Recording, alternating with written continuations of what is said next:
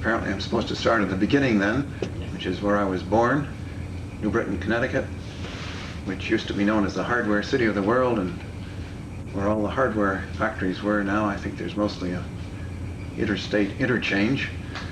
And I went to high school there. It was a very big high school, 3,000 students or so.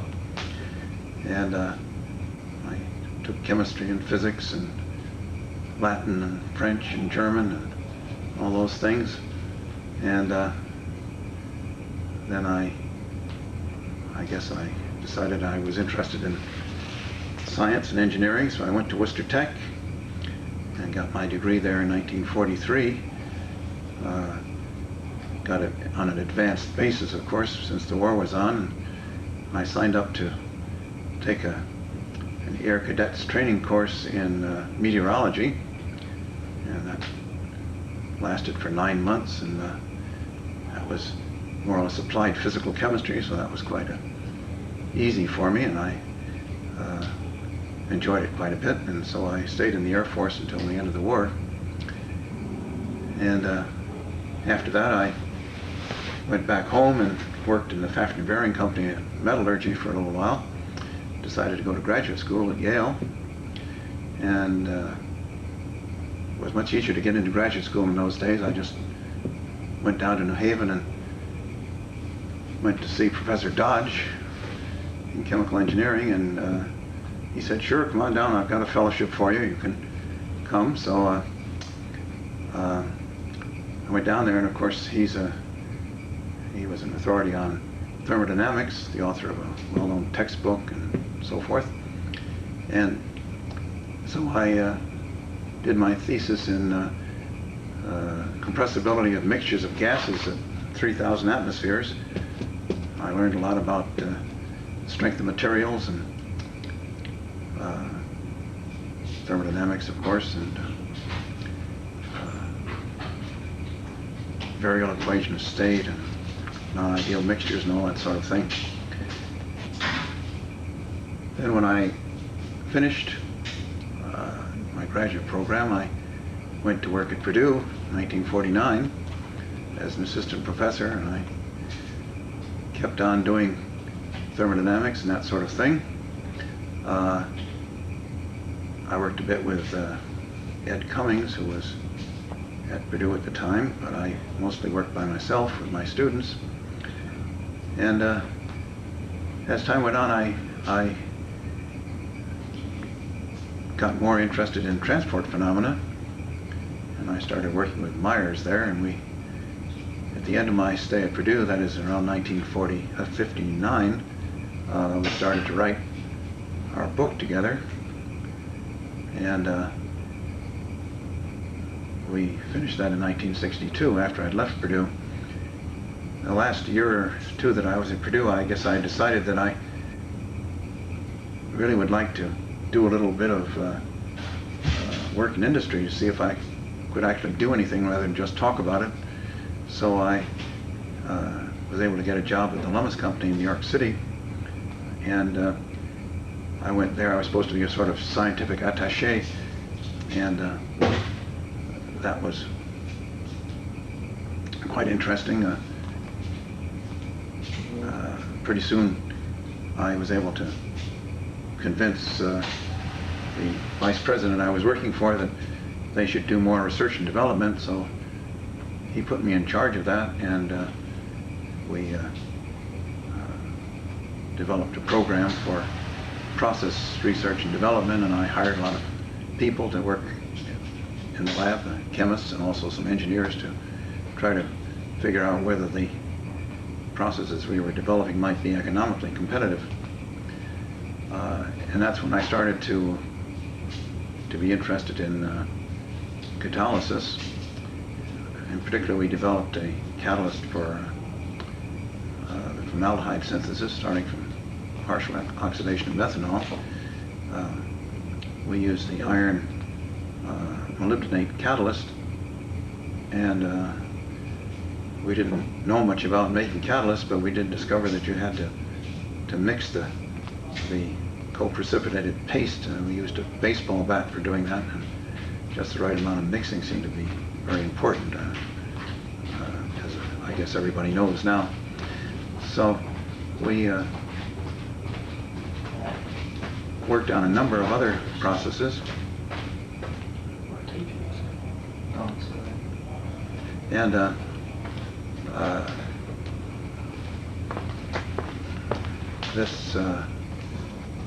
I stayed there for about 5 years or so. We worked on steam reforming and various other partial oxidation processes, various catalysts. And I got quite interested in catalysis and reactor design.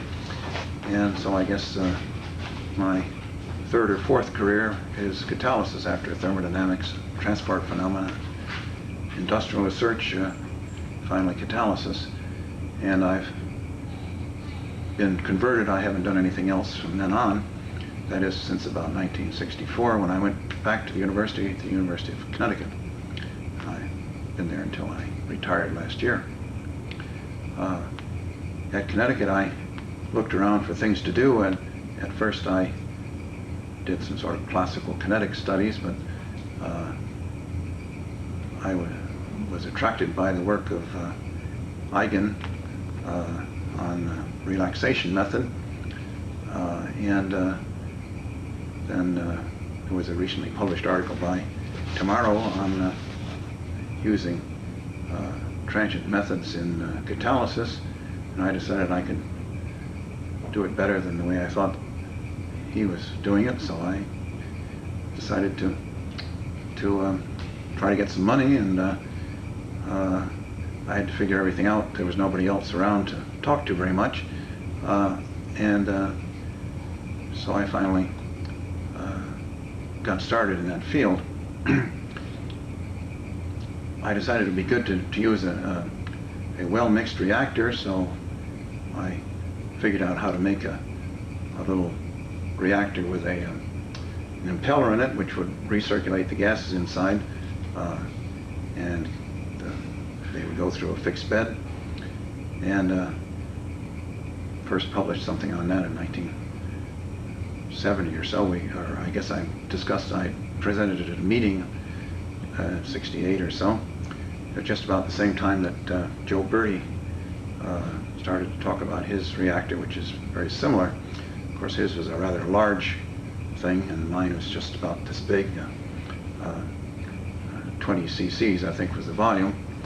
And Joe was very nice. He had me down to Union Carbide to lecture about it, and had me build one for them to try out. So that was sort of the beginning of my work on perturbing catalytic reactions and trying to figure out something about the mechanism from the way in which they respond to the perturbation. And so I had to learn about mass spectrometry and that sort of thing, and I started getting some students to do that. And the next step was to try to study the surface while these things were going on, so I started to learn about infrared spectroscopy, and got Bob Eichens to send me some of his catalysts to see if I could reproduce his results, and he was very helpful.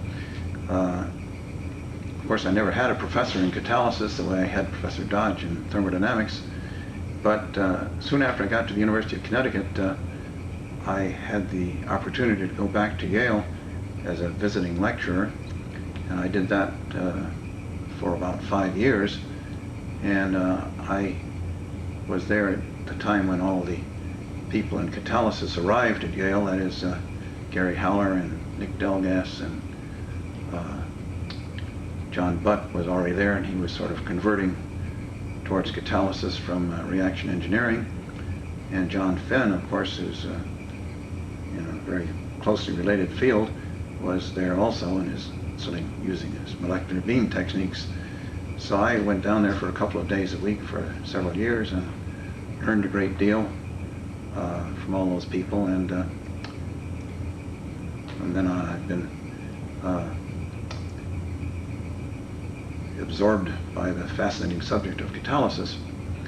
The first reactions we studied were the very simple ones, and particularly N2O decomposition, And then about 1972 or 3, I figured that the method actually would work, and it was pretty interesting. So I decided to try something difficult, and instead of trying something just slightly more difficult, I started to study hydrogen CO reactions, which is, I guess, about as far as you can go in complications, especially since we were using iron as the catalyst.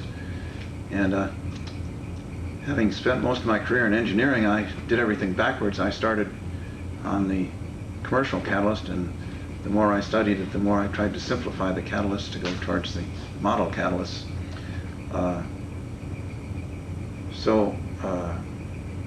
I had a few postdocs and students work on the H2CO reaction, and as a matter of fact, I kept on doing that right up until the present time.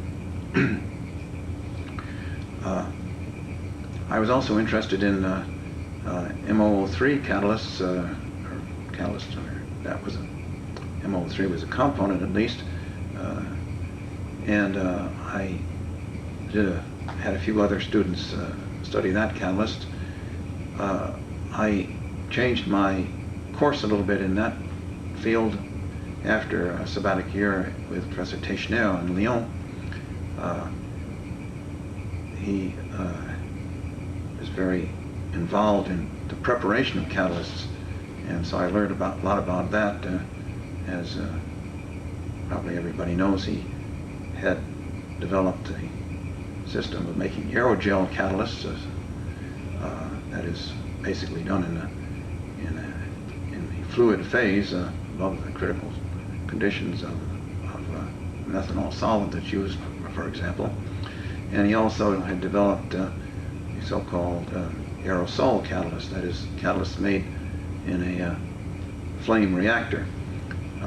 These, of course, were oxide catalysts, and so it turns out that he could make MOO3 in the flame reactor and get a rather high surface area. Of course, this is the same method which was used to make the zinc oxide catalyst, which Kokas was so successful in using as an IR sample. So it seemed to me interesting to use MO3 as a material for an infrared disk, and so we did quite a bit of infrared and kinetic transient and non-transient work on that catalyst for the partial oxidation of methanol to formaldehyde. One of the things that I found quite interesting was trying to estimate the extent of reduction of the MO3 by the infrared transmission of the catalyst disk at some point where there was no absorption band. Then the natural thing to do in continuing the transient work on the H2CO reactions was to use isotopes, and so I started out doing that in the early 80s, and actually a little bit before. I worked first of all with one of my postdocs, Kurt Connor, and then continued to do that for the last few years. And we've used in particular carbon-13 and various exchange methods and the so-called steady-state tracing method. I had another sabbatic year in France, this time at Professor Chau's laboratory in Paris, and there I was seduced into working with Professor Chau on small supported metal particles, and I've become quite interested in that, and I'm continuing to work on that a little bit now.